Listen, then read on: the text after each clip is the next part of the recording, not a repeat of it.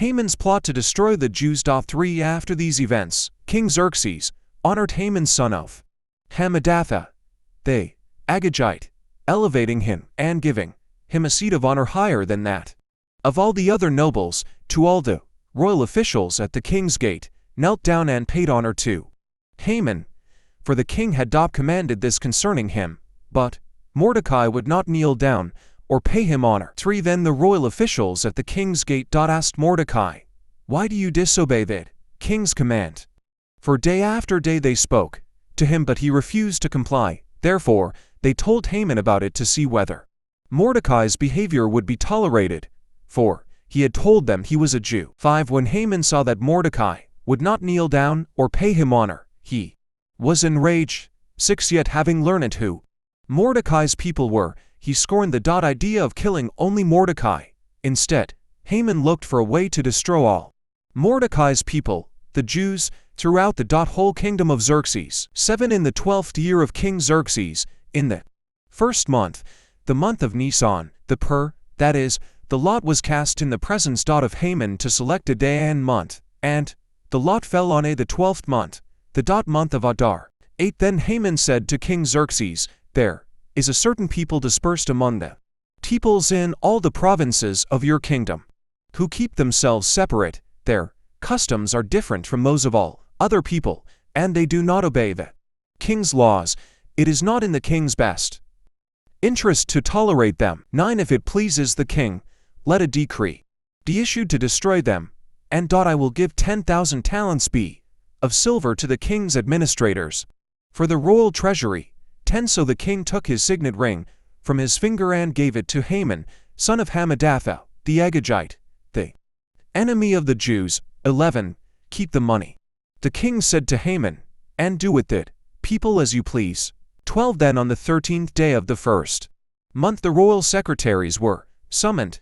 They wrote out in the script of each province and in the language of each people all Haman's orders to the king's satraps, the governors of the various provinces, and the nobles of the various peoples. These were written in the name of King Xerxes himself and sealed with his own ring. 13 Dispatches were sent by couriers to all the king's provinces with the order to destroy, kill, and annihilate all the Jews, young and old, women, and children on a single day, the 13th day of the 12th month, the month of Adar, and to plunder their goods. 14 A copy of the text of the edict was to be issued as law in every province, and made known to the people of every nationality, so they would be ready for that day. 15 The couriers went out, spurred on by the king's command, and the edict was issued in the citadel of Susa. The king and Haman sat down to drink, but the city of Susa was bewildered. Mordecai persuades Esther to help. For when Mordecai learned of all that had been done, he tore his clothes, put on sackcloth and ashes, and went out into the city, wailing loudly and bitterly, too. But he went only as far as the king's gate, because no one clothed in sackcloth was allowed to enter it. 3 In every province to which the edict and order of the king came, there was great mourning among the Jews, with fasting, weeping, and wailing. Many lay in sackcloth and ashes. For when Esther's eunuchs and female attendants came and told her about Mordecai, she was in great distress. She sent clothes for him to put on instead of his sackcloth, but he would not accept them. 5 Then Esther summoned Hathach, one of the king's eunuchs, aside to attend her, and ordered him to find out what was troubling Mordecai and why. 6 So Hathach went out to Mordecai in the open square of the city in front of the king's gate. 7 Mordecai told him everything that had happened to him, including the exact amount of money Haman had promised to pay into the royal treasury for the destruction of the Jews. 8 He also gave him a copy of the text of the edict for their annihilation, which had been published in Susa, to show to Esther, and explain it to her, and he told him to instruct her to go into the king's presence, to beg for mercy and plead with him for her people. That night Hathach went back and reported to Esther what Mordecai had said. 10 Then she instructed him to say to Mordecai, 11 All the king's officials and the people of the royal provinces know that for any man or woman who approaches the king in the inner court without being summoned, the king has but one law, that they be put to death unless the king extends the gold scepter to them and spares their lives. But 30 days have passed since I was called to go to the king. 12 When Esther's words were reported to Mordecai, 13 He sent back this answer, Do not think that because you are in the king's house you alone of all the Jews will escape. 14 For if you remain silent at this time, relief and deliverance for the Jews will arrive from another place, but you and your father's family will perish. And who knows but that you have come to a real position for such a time as this. 15 Then Esther sent this reply to Mordecai. 16 Go, gather together all the Jews who are in Susa, and fast for me. Do not eat or drink for 3 days, night or day. I and my attendants will fast as you do. When this is done, I will go to the king, even though it is against the law, and if I perish, I perish. 17 So Mordecai went away and carried out all of Esther's instructions. 5 On the 3rd day, Esther put on her royal robes and stood in the inner court of the palace, in front of the king's hall. The king was sitting on his royal throne in the hall, facing the entrance, when he saw Queen Esther standing in the court. He was pleased with her and held out to her the gold scepter that was in his hand. So Esther approached and touched the tip of the scepter. Then the king asked, What is it, Queen Esther? What is your request? Even up to half the kingdom, it will be given you. For if it pleases the king, reply Esther, let the king, together with Haman, come today to a banquet I have prepared for him. 5 Bring Haman at once, the king said, so that we may do what Esther asks. So the king and Haman went to the banquet Esther had prepared. 6 As they were drinking wine, the king again asked Esther, Now what is your petition? It will be given you. And what is your request? Even up to half the kingdom, it will be granted. 7 Esther replied, My petition and my request is this. 8 If the king regards me with favor and if it pleases the king to grant my petition and fulfill my request, let the king and Haman come tomorrow to the banquet I will prepare for them.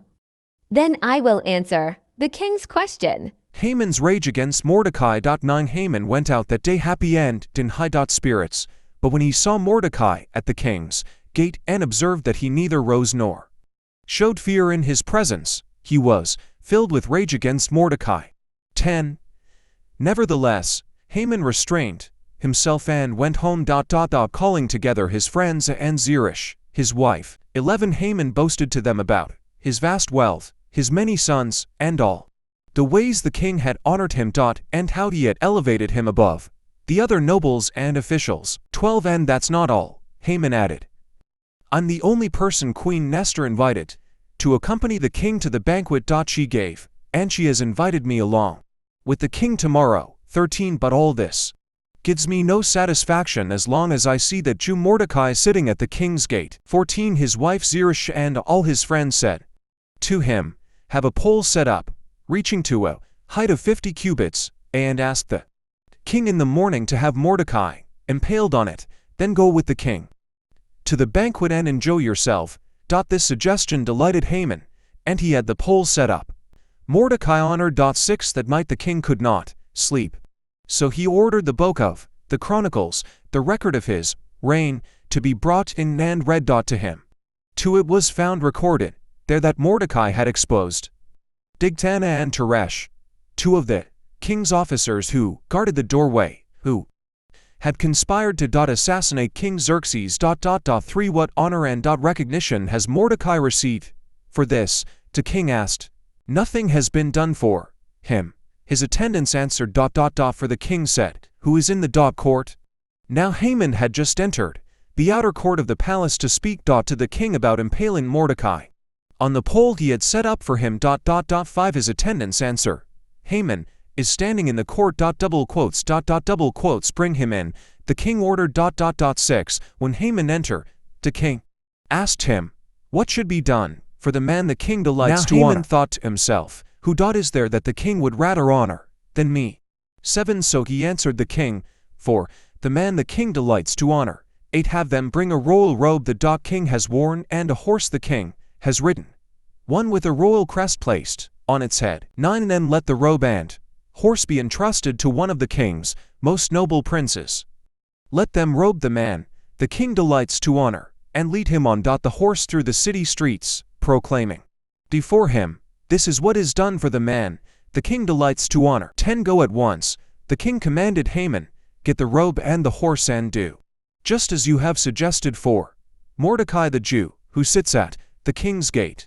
Do not neglect anything you have recommended. 11. So Haman got the robe and the horse, he robed Mordecai, and led him on horseback through the city streets, proclaiming before him, this is what is done for the man the king delights to honor. 12. Afterward Mordecai returned to the king's gate, but Haman rushed home with his head covered in grief. 13. And told Zeresh his wife and all his friends everything that had happened to him. His advisers and his wife Zeresh said to him, since Mordecai, before whom your downfall has started, is of Jewish origin, you cannot stand against him. You will surely come to ruin. 14. While they were still talking with him, the king's eunuchs arrived and hurried Haman away to the banquet Esther had prepared. Haman impaled. 7. So the king and Haman went to Queen Esther's banquet, and as they were drinking wine on the second day, the king again asked Queen Esther, what is your petition? It will be given you. What is your request? Even up to half the kingdom, it will be granted. 3. Then Queen Esther answered, if I have found favor with you, your majesty, and if it pleases you, grant me my life, this is my petition, and spare my people, this is my request. 4. For I and my people have been sold to be destroyed, killed and annihilated. If we had merely been sold as male and female slaves, I would have kept quiet, because no such distress would justify disturbing the king. 5. King Xerxes asked Queen Esther, who is he? Where is he, the man who has dared to do such a thing? 6. Esther said, an adversary and enemy, this vile Haman. Then Haman was terrified before the king and queen. 7. The king got up in a rage, left his wine and went out into the palace garden. But Haman, realizing that the king had already decided his fate, stayed behind to beg Queen Esther for his life. Just as the king returned from the palace garden to the banquet hall, Haman was falling on the couch where Esther was reclining. The king exclaimed, will he even molest the queen while she is with me in the house? As soon as the word left the king's mouth, they covered Haman's face. 9. Then Harbona, one of the eunuchs attending the king, said, a pole reaching to a height of 50 cubits stands by Haman's house. He had it set up for Mordecai, who spoke up to help the king. The king said, impale him on it. 10. So they impaled Haman on the pole he had set up for Mordecai. Then the king's fury subsided.